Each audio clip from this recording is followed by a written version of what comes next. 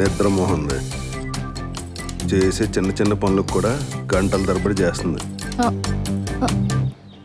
పెద్దోడికి పెళ్లి చూపులు రా. అబ్బో కాస్తైనా మారుంటాడు.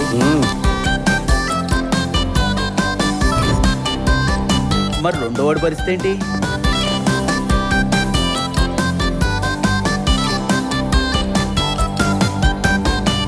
ఎక్కడా నీ కూతురు?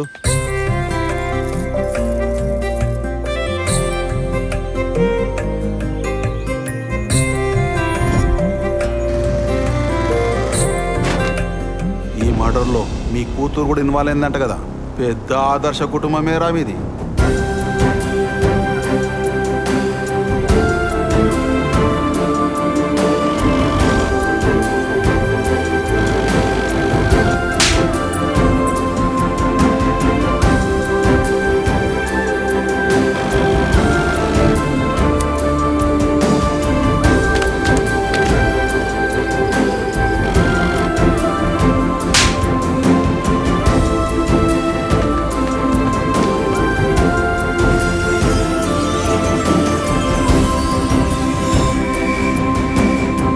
ఇంకోసారి నా కూతురు గురించి మాట్లాడారంటే ఇక్కడే పాతరేస్తాను.